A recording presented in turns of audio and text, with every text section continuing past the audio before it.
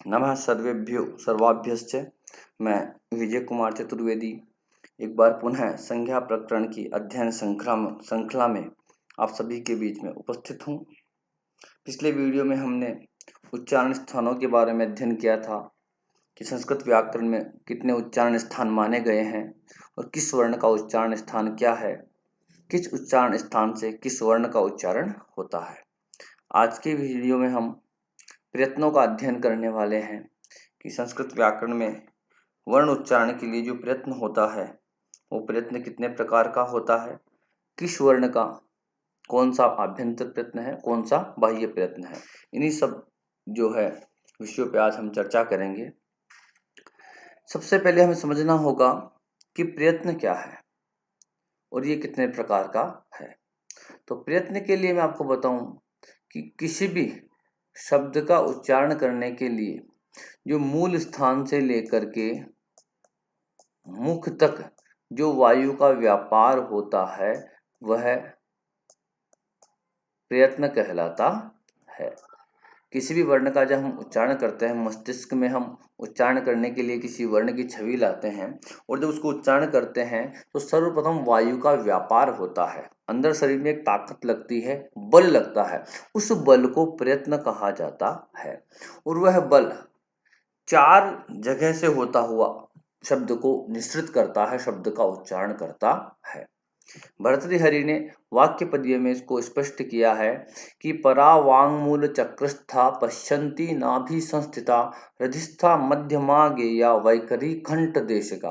हमें इसको याद नहीं करना है, एक सीधी सी बात में केवल समझना है। यदि हम समझ जाएंगे कि प्रयत्न कितने होते हैं, कितने प्रकार के होते हैं, प्रयत्न है क्या, तो हमें आगे चीज़ों को याद रखने में आसानी होगी। परीक्षा में ये नहीं पूछेगा कि परावाणी क्या है, पश्यन्ति क्या है, लेकिन यदि हम प्रयत्न समझ जाएंगे तो आगे आने में कौन से वर्ण का कौन सा प्रयत्न ये आसानी से याद हो जाएगा। क्योंकि यदि विषय पूरी तरह से समझा हुआ हो तो उसको याद करने में परेशानी नहीं होती है।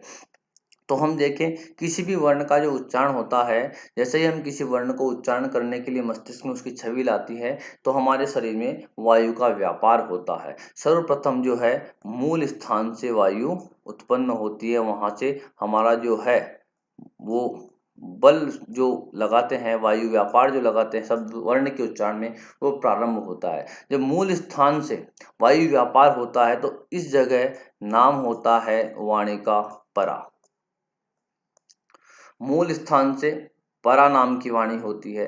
वायु का व्यापार जो होता है या शब्द का उच्चारण जब करने के लिए प्रयत्न करते हैं तो सबसे पहले जो होता है परा, जो कि मूल स्थान से वायु का व्यापार पहुंचता है नाभि प्रदेश में।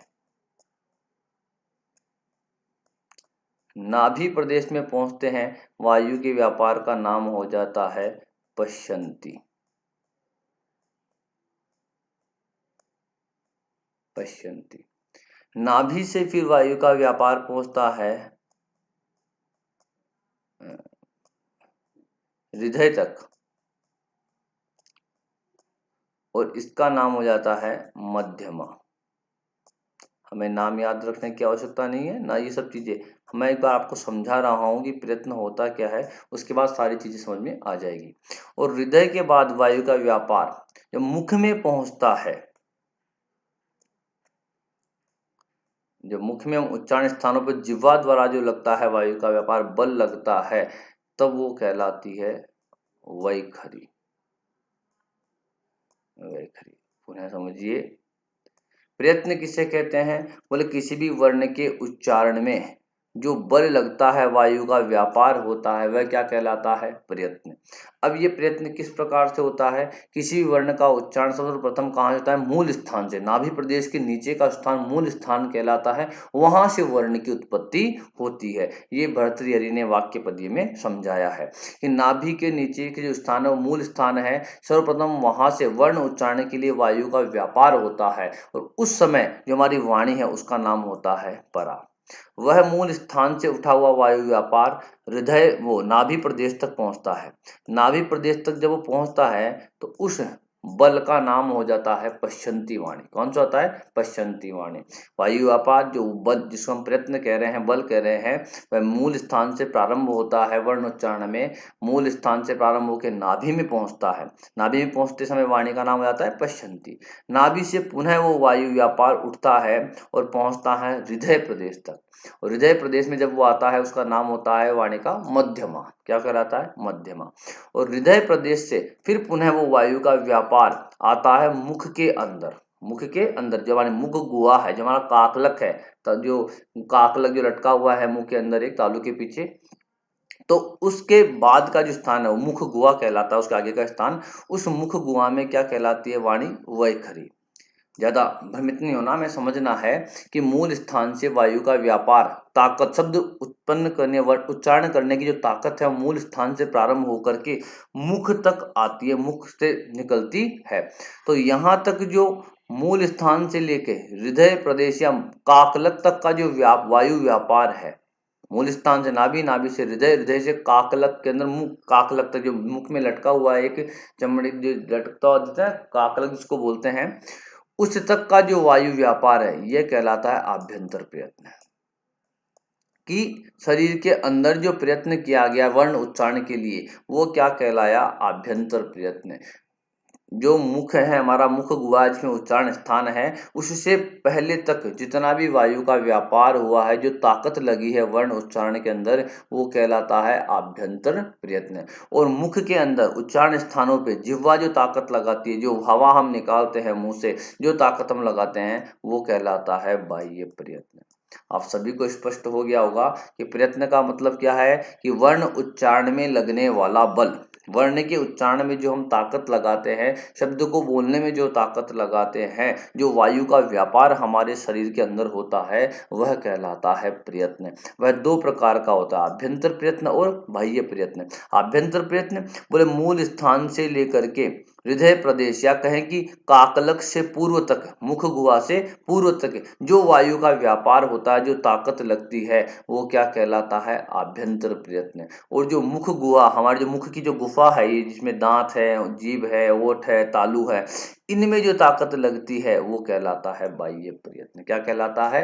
बाह्य प्रयत्न। यहाँ पता लग गया कि वाणी, जो हमारी बोलने की जो वाणी है, वाक है, उसके चार भेद होते हैं, परा, पश्चंती, मध्यमा और वैखरी। तो मूल स्थान पे वाणी का नाम होता है परा, नाभि प्रदेश में वाणी कहलाती है पश्चंती, हृदय प्रदेश में वाणी का नाम होता है मध्यमा, और मुख के अंदर जो निकलती है, मुख से जो निकलती है जो ध्वनि, जो दूसरे को सुनाई देती है, वह कहलाती है वैखरी। जो हम बोलते हैं, जो शब्द जो है, ध्वनि निकलती है, वैखरी कहलाती है। तो वैखरी ध्वनि का जो प्रयत्न होता है, वो कहलाता है बाह्य प्रयत्न। और परा, पश्चंती, मध्यमा का जो प्रयत्न है, वो कहलाता है आभ्यंतर प्रयत्न। मैं समझता हूँ सभी को समझ में आ गया होगा कि प्रयत्न किसे कहते हैं। प्रयत्न कहते हैं वर्ण के उच्चारण में या वाणी के बोलने में जो ताकत लगती है, जो बल लगती है, वो कहलाता है प्रयत्न। और वह दो प्रकार से होता है, एक आभ्यंतर प्रयत्न, एक बाह्य प्रयत्न। तो मुख गुहा, जो हमारी बोलने वाली जो मुख की गुहा है, जो उच्चारण स्थान जहाँ है, उन उच्चारण स्थानों पर जो लगने वाला बल है, जो ध्वनि बाहर जो है श्रोता को सुनाई देती है, वह वैखरी कहलाती है। और वैखरी में लगने वाला जो बल है, वो बाह्य प्रयत्न कहलाता है।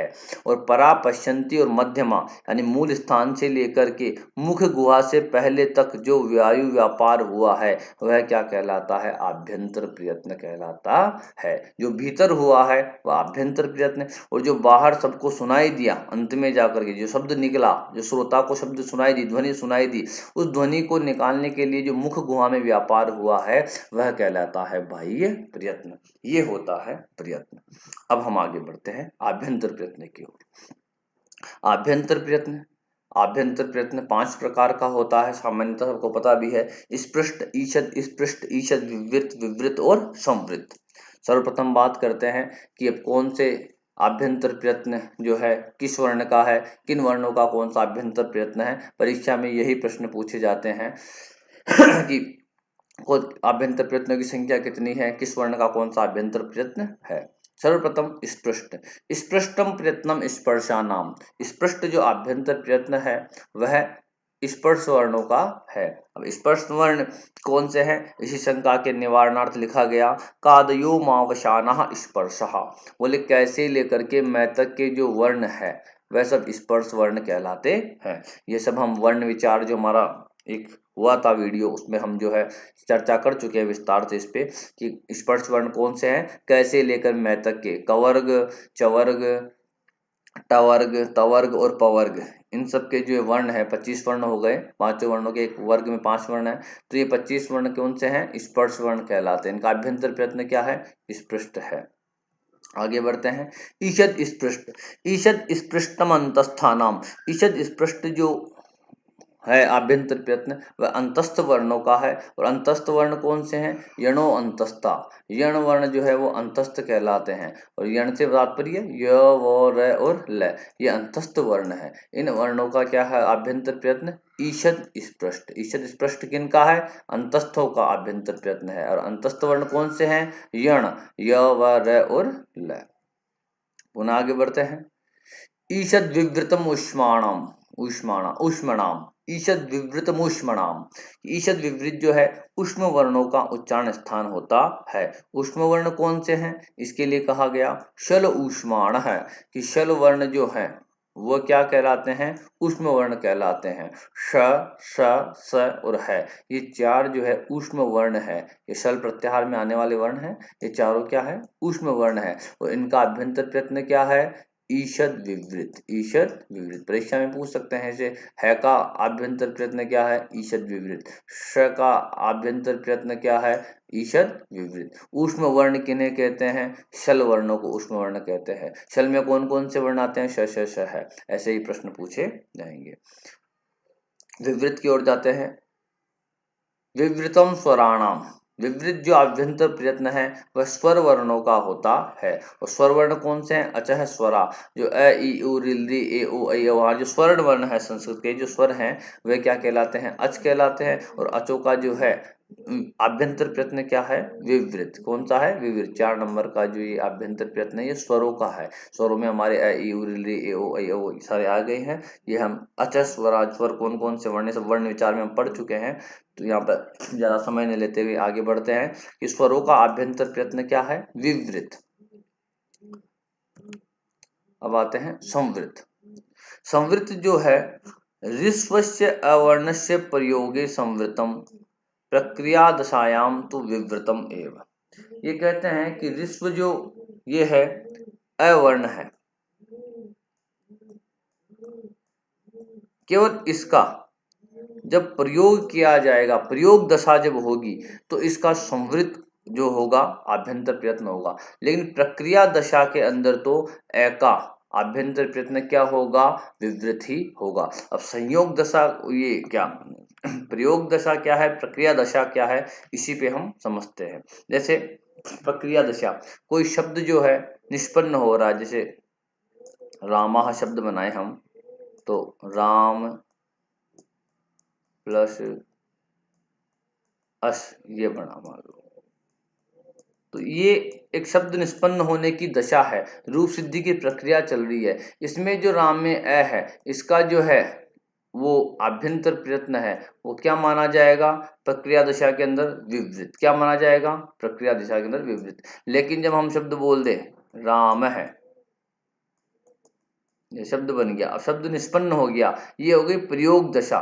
प्रयोग दशा से तात्पर्य है कि जब शब्द बन चुका है, शब्द निष्पन्न हो गया, अब हम इसे प्रयोग में ला सकते हैं। उस समय जब प्रयोग में बोले हम रामः गच्छति, राम जाता है, तो जब प्रयोग दशा में हम बोलेंगे तो अ जो है राम में अ है, तो इसका आभ्यंतर प्रयत्न क्या है, संवृत। प्रयोग दशा में ए का आभ्यंतर प्रयत्न क्या होता है, समृद्ध। और जब रूप सिद्धि चल रही होती है, जैसे दंड प्लस आढ़कम,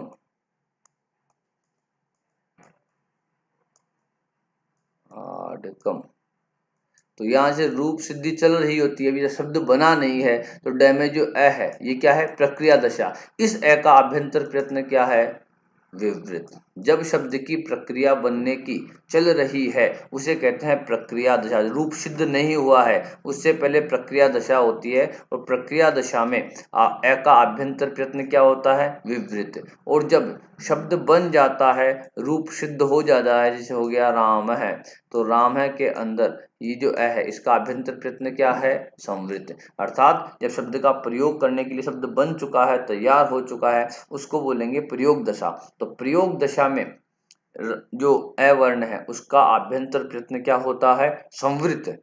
और प्रक्रिया दशा जो होती है कि जब शब्द निष्पन्न हो रहा है, शब्द बना नहीं है, उस समय अ का आभ्यंतर प्रयत्न क्या होता है? विवृत। विवृत जो है वैसे सभी स्वरों का होता है, लेकिन प्रयोग दशा में जो ऋस्व जो है, केवल ऋस्व है, यहाँ पे ऐसे तात्पर्य आ नहीं करेंगे हम, केवल अ की बात कर रहे हैं, केवल अ। संवृत जो आभ्यंतर प्रयत्न है, यह प्रयोग दशा में केवल ऋस्व अ का उच्चारण स्थान है। पुनः एक बात समझते हैं कि संवृत उच्चारण स्थान किसका है? यह है ऋस्व अ। इस प्रकार का ये ऋस्व अ होता है। ठीक है, ये जब शब्द हम प्रयोग में लेते हैं उस समय इसका आभ्यंतर प्रयत्न क्या होता है? संवृत होता है। जैसे हमने एक शब्द देखा था, बोला राम गच्छति, राम जाता है, जो भी है। अब इस राम में जो में अ है, क्योंकि शब्द बन चुका है पूर्णतः, राम एक पूरा शब्द है, सिद्ध शब्द है। इस रामेज में जो में अ है, इसका हम प्रयोग ले रहे हैं, राम गच्छति इस वाक्य बोल करके, ये शब्द प्रयोग में आता है राम। तो इस प्रयोग दशा में जो अ है उसका आभ्यंतर प्रयत्न क्या है? संवृत है। और जब हम राम शब्द की बना रहे हैं, अभी तक प्रक्रिया में है, जैसे राम प्लस सु, रामा शब्द अब बनेगा, ये स्थिति चल रही है बनने की। तो इस प्रक्रिया दशा में जो में अ है उसका आभ्यंतर प्रयत्न क्या है? विवृत होता है। अ के अंदर यही बात है। ऋस्व अ का जब प्रयोग दशा होती है, जब शब्द बन चुका होता है और शब्द का हम प्रयोग करते हैं, तो उस समय ऋस्व अ का आभ्यंतर प्रयत्न संवृत होता है, और प्रक्रिया दशा के अंदर ऋस्व अ का जो आभ्यंतर प्रयत्न है वो विवृत होता है। इसी को हम यदि सारणी के माध्यम से समझे पुनः, तो स्पष्ट आभ्यंतर प्रयत्न है वो कैसे लेकर के मैं तक के वर्णों का होता है, स्पर्श वर्णों का होता है, ईषद स्पष्ट य व र ल अंतस्थ वर्णों का होता है, ईषद विवृत ऊष्म वर्णों का होता है, ऊष्म वर्ण श श श है, विवृत जो है वो स्वरों का होता है, और संवृत जो है अ, ये ऋस्व अ, इसके उच्चारण के समय संवृत होता है। तब प्रयोग दशा में जब शब्द बन चुका होता है, जब शब्द बन चुका होता है, शब्द सिद्ध हो चुका होता है, उसका प्रयोग हो रहा है, उस समय जो है उच्चारण के समय क्या होता है? आभ्यंतर प्रयत्न संवृत होता है। और शब्द निर्माण की प्रक्रिया चल रही होती है, उस समय तो अ का आभ्यंतर प्रयत्न क्या होता है? विवृत होता है। यह हुई आभ्यंतर प्रयत्न। आगे बढ़ते हैं बाह्य प्रयत्नों की ओर। बाह्य प्रयत्न हमने समझे थे कौन से होते हैं कि मुख गुहा के अंदर जो शब्द उच्चारण में, वर्ण उच्चारण में जो वायु का व्यापार होता है, जो बल लगता है, वह क्या कहलाता है? बाह्य प्रयत्न कहलाता है। बाह्य प्रयत्नों की संख्या कितनी है? एकादश, 11 है। कौन कौन से हैं? विवार, संवार, श्वास, नाद, अघोष, घोष, अल्प प्राण, महाप्राण, उदात्त, अनुदात्त और स्वरित। ये 11 बाह्य प्रयत्न है। अब हम समझेंगे कि प्रत्येक स्वर जो है उसका 3 बाह्य प्रयत्न होते हैं, और प्रत्येक व्यंजन जो है उनके 4-4 बाह्य प्रयत्न होते हैं। व्यंजन जो है, जो आप देखेंगे व्यंजन है, उनके 4 बाह्य प्रयत्न होते हैं, और स्वरों के 3 बाह्य प्रयत्न होते हैं। अभी हम समझते हैं, बहुत सरल है, परंतु हमें सर्वप्रथम क्या करना है? इसी क्रम में बाह्य प्रयत्नों के नाम याद करने हैं। विवार, संवार, श्वास, नाद, अघोष, घोष, अल्प प्राण, महाप्राण, उदात्त, अनुदात्त और स्वरित। ये 11 क्या है? बाह्य प्रयत्न है। सर्वप्रथम आगे बढ़ते हैं। उदात्त, अनुदात्त एवं स्वरित, ये तीनों स्वरों के बाह्य प्रयत्न हैं। अब इन तीनों की बात हो गई, सर्वप्रथम इनकी उदात्त, अनुदात्त, स्वरित 9, 10, 11 नंबर के जो बाह्य प्रयत्न हैं, ये किनके हैं? स्वरों के हैं। ये स्वरों के बाह्य प्रयत्न होते है। अब उदात्त क्या होता है, उदात्त क्या था, स्वरित क्या होता है, हम पहले तीनों सूत्रों में पढ़ चुके हैं। संज्ञा प्रकरण का जो हमारा पहला स्टार्ट हुआ था वीडियो, उसमें पढ़ चुके थे उदात्त अनुदात्त स्वरित, इसलिए ज़्यादा हम उसके अंदर नहीं जाएंगे। हम सीधे समझेंगे कि ये उदात्त अनुदात्त स्वरित, ये जो बाह्य प्रयत्न हैं ये किनके होते हैं, ये स्वरों के बाह्य प्रयत्न होते हैं। स्वर कौन से हैं, अचः स्वरा, ए ई उ ऋ ए ओ ऐ औ, ये जो हमारे अच वर्ण है ये क्या है, स्वर कहलाते हैं। और स्वरों का बाह्य प्रयत्न क्या होता है, उदात्त अनुदात्त एवं स्वरित। अब जो ये 8 बज गए, इनकी चर्चा करते हैं। सर्वप्रथम आया खरो विवारा श्वासा अघोषाश्च, खरो विवारा श्वासा अघोषाश्च। देखो, विवार, श्वास और अघोष, ये जो बाह्य प्रयत्न है ये किन वर्णों के हैं, खर वर्णों के हैं। खर वर्णों के जो है बाह्य प्रयत्न क्या क्या होता है, विवार, श्वास, अघोष। विवार, श्वास और अघोष। देखो, एक, इसके बाद छोड़ के एक, इसके बाद छोड़ के फिर एक, यानी कि 1, 3, 5 नंबर के जो बाह्य प्रयत्न हैं वो किन वर्णों के हैं, खर वर्णों के हैं। अब खर वर्ण कौन से हैं, इसी के संदर्भ में शंका के निवारणार्थ लिखा गया कि खर वर्ण के खर प्रत्याहार, जो खर वर्ण है, खर प्रत्याहार में आने वाले जो वर्ण है वो कौन से हैं, ख, फ, छ, ठ, थ, च, ट, त, क, प, श, श। अर्थात पांचों वर्ग, जो हमारे 5 वर्ग हैं, कवर्ग, चवर्ग, टवर्ग, तवर्ग, पवर्ग, जो स्पर्श वर्ण बताए थे हमने, उन वर्गों के पहले और दूसरे वर्ण, पहले और दूसरे वर्ण, जैसे कवर्ग है, कवर्ग का पहला वर्ण कौन सा हो गया, क, दूसरा हो गया ख, चवर का पहला वर्ण हो गया च, छ, टवर का हो गया ट, ठ, तवर का हो गया त और थ, पवर का हो गया प और फ। तो जो पांचों वर्ग हैं उनके पहले और दूसरे वर्ण और श, स, तीनों प्रकार के स, तीनों प्रकार के स, इनके जो बाह्य प्रयत्न क्या होते हैं, विवार, श्वास और अघोष। हमें लाइन याद कर लेंगे, खरो विवारा श्वासा अघोषाश्च।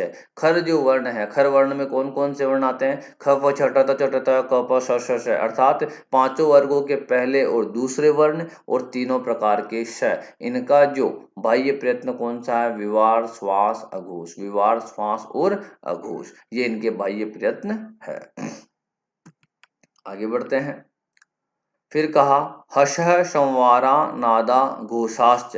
हर्ष वर्ण है, उनके कौन से हुए, संवार, नाद और घोष। हमें, मैंने इसलिए कहा था कि हम क्रम से इसी प्रकार से याद करेंगे। सबसे पहले याद रहेगा खरो विवार आश्वास आ घोषाश्च, खर वर्ण पहले आए, तो खर वर्ण के मिस भी कर जाएं तो हमें याद रहेगा 1, 3 और 5, 1 नंबर, 3 नंबर, 5 नंबर के जो बाह्य प्रयत्न है वो खर वर्णों के हैं, और 2, 4 और 6 ये जो नंबर के हैं वो हर्ष वर्णों के हैं। और हर्ष वर्ण में कौन कौन से हैं, हर्ष प्रत्याहार में ह, य, वर, ल, यम, गण, न, झ, ब, गढ़, द, ज, ब, गढ़, द।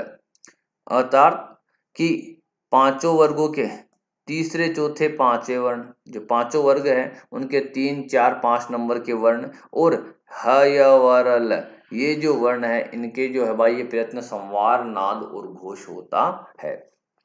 पहले 2 कैटेगरी हमने बांटे बाह्य प्रयत्नों में, कि खर वर्ण और हर्ष वर्ण।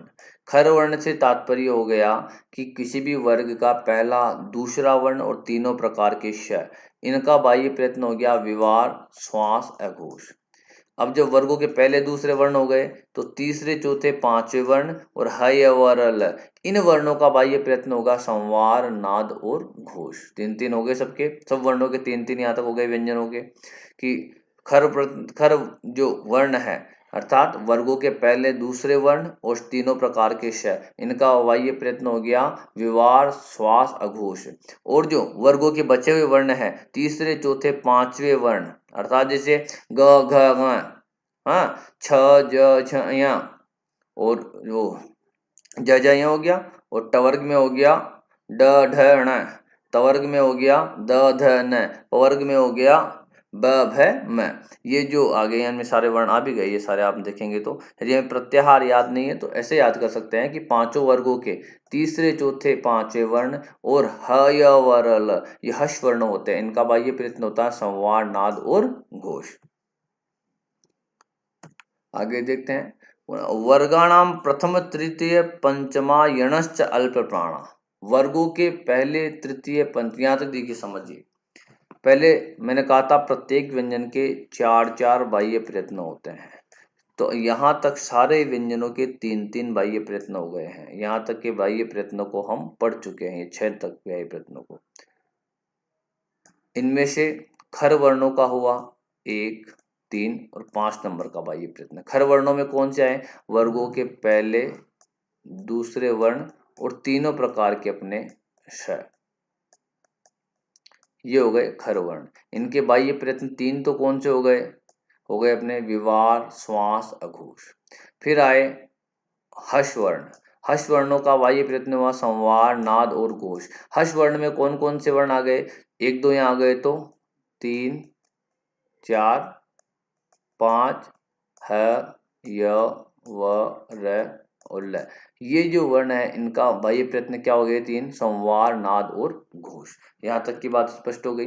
अब कहते हैं वर्गाणाम प्रथम, तृतीय, पंचमा यणश्च अल्पप्राणाम। वर्गों के जो पांचवा, तीसरा और पहला, ये 3 वर्ण और यण, इनका कौन सा होता है? अल्प प्राणीय बाह्य प्रयत्न भी होता है।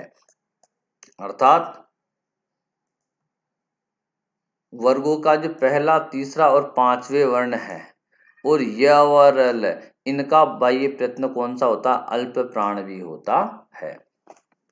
ये 6 जो बाह्य प्रयत्न ऊपर के, ये अलग हो गए, 2 अलग हो गए। अल्प प्राण का मतलब होता है वर्गों के 1, 3, 5 और य व र ल, इनका जो बाह्य प्रयत्न है वर्णों का वो अल्प प्राण होता है। और वर्गों के जो बचे हुए दूसरे और चौथे वर्ण, दूसरे और चौथे वर्ण और शल, उनका जो बाह्य प्रयत्न होता है वो एक कौन सा होता है? महाप्राण। अर्थात जिन वर्णों के उच्चारण में ताकत ज्यादा लगानी पड़ती है उनका महाप्राण बाह्य प्रयत्न होता है। जैसे क बोला, क में ताकत कम लगी तो अल्प प्राण, ख में जो ताकत ज्यादा लगी तो महाप्राण, ग अल्प प्राण हो गया, घ महाप्राण हो गया। और 5वें वर्ण है वे सारे अल्प प्राण के होते हैं। 1, 3, 5 वर्गों के ये अल्प प्राण वाले वर्ण हैं और दूसरे और चौथे और शश है, दूसरे, चौथे और शश है, ये महाप्राण की ध्वनियां है।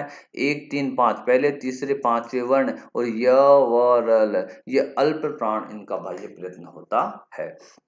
तो देखिए प्रत्येक व्यंजन के 4 बाह्य प्रयत्न होते हैं। 3 तो ऊपर के इन 6 में से होगा, विवार, संवार, श्वास, नाद, घोष, अघोष, है ना, इनमें से होगा। और एक अल्प प्राण या महाप्राण में से होता है। हमें समझना पड़ेगा बाह्य प्रयत्न जो स्वर हैं, स्वरों के बाह्य प्रयत्न होते हैं उदात्त, अनुदात्त और स्वरित। तो ये तो अब हम स्वरों के हो गए। अब व्यंजन की बात रही तो व्यंजन में प्रत्येक व्यंजन के 4 बाह्य प्रयत्न होते हैं। तो 3 तो विवार, संवार, श्वास, नाद, अघोष, घोष इनमें से होते हैं और एक अल्प प्राण या महाप्राण में से होता है। तो खर वर्णों का जो है बाह्य प्रयत्न विवार, श्वास, अघोष हो गया। हर्ष वर्णों का संवार, नाद और घोष हो गया।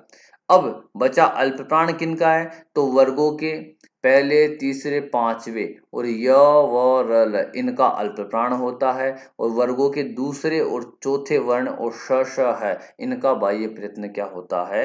महाप्राण होता है। सारणी के माध्यम से समझे तो वर्ण है अ, ई, उ, ऋ, ए, ओ, ऐ, ओ, स्वर वर्ण हो गए। इनका नाम क्या है? स्वर या अच है। इनका बाह्य प्रयत्न क्या होता है? उदात्त, अनुदात्त एवं स्वरित। स्वरों के बाह्य प्रयत्न कौन से होते हैं? 3 होते हैं, उदात्त, अनुदात्त और स्वरित। अब बात हुई खर प्रत्याहार। खर वर्ण है, खर वर्णों का ख प छ ट चढ़ता क प श श श, खर से तात्पर्य हम समझ ये वर्ण आते हैं खर प्रत्याहार में। और ये वर्ण कौन कौन से हैं? वर्गों के पहले और दूसरे वर्ण हैं और उसके अलावा तीनों प्रकार के ये श है, ये वर्ण है। इनके बाह्य प्रयत्न 3 तो हो गए, विवार, श्वास, अघोष, ये बाह्य प्रयत्न होते हैं। हर्ष वर्ण है, हर्ष वर्णों के अंदर कौन कौन से वर्ण आते हैं? वर्गों के पहले, पहले, दूसरे तो इसमें आएंगे, तो कौन से गए? तीसरे, चौथे, 5वें। वर्गों के तीसरे, चौथे, 5वें वर्ण और ह य व र ल, ह य व र ल, इसके अलावा वर्गों के तीसरे, चौथे, 5वें वर्ण, ये कौन से कहलाते हैं? हर्ष वर्ण। हर्ष वर्णों का कौन सा होता है? संवार, नाद और घोष होता है। ये बाह्य प्रयत्न 3-3। और अल्प प्राण किनका होता है? बोले प्रत्येक वर्ग के पहले, तीसरे, 5वें वर्ण, पहले, तीसरे और 5वें वर्ण और यण प्रत्याहार, यण में य व र ल, इनका जो अल्प प्राण बाह्य प्रयत्न होता है। और महाप्राण, महाप्राण किनका होता है? बोले शल प्रत्याहार और वर्गों के दूसरे और चौथे वर्ण, वर्गों के दूसरे और चौथे वर्ण, इनका बाह्य प्रयत्न क्या होता है? महाप्राण। देखें हम उन्हें एक बार समझ लेते हैं। उदात्त अनुदात्त स्वरित ये स्वरों के बाह्य प्रयत्न है। विवार श्वास अघोष ये किनके बाह्य प्रयत्न है? ये खर वर्णों के बाह्य प्रयत्न है। खर वर्ण से तात्पर्य है वर्गों के पहले और दूसरे वर्ण और श ये वर्ण जो खर वर्ण कहलाते हैं, इनके बाह्य प्रयत्नों के विवार श्वास और अघोष। संवार नाद घोष ये किनके बाह्य प्रयत्न है? हर्ष वर्णों के हैं। हर्ष वर्णों से मतलब वर्गों के तीसरे चौथे और पांचवें वर्ण और हयवरल ये वर्ण, इनका कौन सा है? संवार नाद और घोष। अल्पप्राण किनके होते हैं? बोले वर्गों के जो पहले तीसरे और पांचवें वर्ण जिनको बोलने में ताकत कम लगती है वो और यण इनके अल्पप्राण होता है, और वर्गों का दूसरा और चौथे वर्ण और शल प्रत्याहार इनके महाप्राण होता है। जैसे अब परीक्षा में पूछा कि है वर्ण, है का बाह्य प्रयत्न कौन कौन सा होता है, तो है के अंदर हर्ष में है आ रहा है, तो है के बाह्य प्रयत्न कौन सा हो गया? तो संवार नाद घोष ये हो गया। और इन दोनों में से कौन सा आया? वर्गों के दूसरे जो थे है यहाँ पे है, तो है का बाह्य प्रयत्न हो गया संवार नाद घोष और महाप्राण, ये चार बाह्य प्रयत्न हो गए। जैसे हम कहे क का बाह्य प्रयत्न कौन कौन से हैं, तो क के बाह्य प्रयत्न इन दोनों पैर में से एक होगा तीन, तो तीन में क में कहाँ दिख रहा है? ये खर में क्या आता है? तो खर के विवार श्वास अघोष तीन तो बाह्य प्रयत्न क के ये हो गए हैं। और इन दोनों में से क का कहाँ आ रहा है? वर्गों के पहले तीसरे पांचवे, तो क यहाँ मिल गया। तो अल्प प्राण, तो क के बाह्य प्रयत्न कौन कौन से हो गए? विवार श्वास अघोष और अल्प प्राण। ऐसे ही एक और जैसे करें, कुछ भी वर्ण को लेते हैं, हमने वर्ण लिया, हाँ घ वर्ण लिया, घ वर्ण का बाह्य प्रयत्न कौन कौन सा है? तो घ वर्ण किस में आता है? हर्ष वर्ण में आता है। हर्ष में आता है ना घ, हमने देखा ये रहा। तो हर्ष वर्ण का बाह्य प्रयत्न कौन सा हो गया? संवार नाद घोष तीन तो ये हो गए। अब बचे अल्पप्राण और महाप्राण में से, तो घ जो है चौथा वर्ण है वर्ग का, क ख ग घ, तो चौथा वर्ण होने के कारण इसका कौन सा हो गया? महाप्राण। तो घ के चार बाह्य प्रयत्न हुए, कौन कौन से? संवार नाद घोष और महाप्राण। इसी प्रकार सभी वर्णों के व्यंजनों के चार चार जो है बाह्य प्रयत्न होते हैं। यहाँ पर सुविधा कौन सी रहेगी? हम यदि वो हमारी पंक्तियां याद कर लेते हैं, जैसे कि खरो विवारा श्वासा अघोषाश्च हस संवारा नादा घोषाश्च वर्गाणाम प्रथम तृतीय पंचम यणश्च अल्पप्राणः वर्गाणाम द्वितीय चतुर्थौ सलश्च महाप्राण। ये चार पंक्तियां याद कर लेंगे, प्रत्यार याद रहेंगे, तो हमें प्रत्येक बाह्य प्रयत्न याद रहेगा। तो आज का ये वीडियो हम यहीं पे समाप्त करते हैं। आशा करते हैं आप सभी को प्रयत्न समझ में आगे होंगे। पुनः जो है श्रृंखला को आगे बढ़ाने के लिए आगे आपसे पुनः रूबरू होंगे। तब तक के लिए धन्यवाद।